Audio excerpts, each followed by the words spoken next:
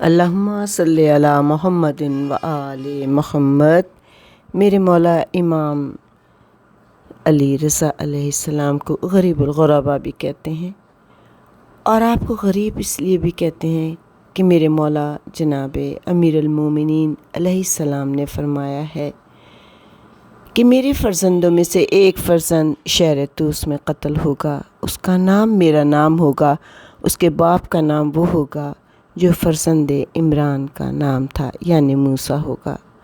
فمن زار فی غربتہ غفر اللہ تعالی فنوبہ ما تقدم منہا وما تآخر ولو کانت مثل عدد النجوم وقطرات الامطار واوراق الاشجار۔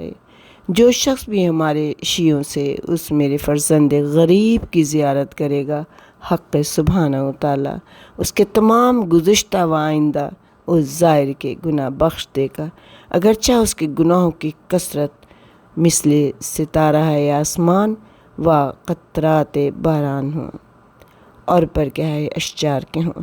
یعنی مولا علی علیہ السلام نے فرمایا کہ آپ کی غربت کا اظہار کیا کہ وہ اس لیے غریب ہوں گے کہ اپنے تمام اولاد سے دور ہوں گے اور مدینہ میں نہیں ہوں گے، یعنی اپنے شہر میں بھی نہیں ہوں گے۔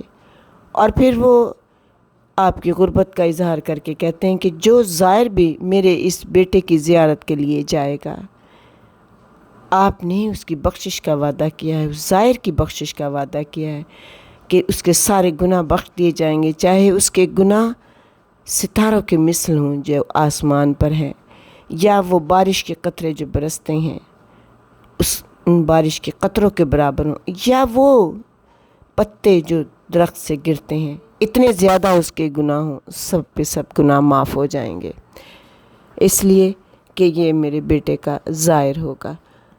اللہم صلی علی محمد و آل محمد۔ بار الہ ہمارے گناہ کبیرہ و صغیرہ کو معاف کر دینا۔ اے میرے رب کریم، جو مومن اور مومنات اس دنیا سے چلے گئے ہیں ان کے گناہ کبیرہ و صغیرہ کو معاف کر دینا۔ میرے امام زمانہ کا جلد ظہور ہو جائے۔ اللہم صلی علی محمد و آل محمد۔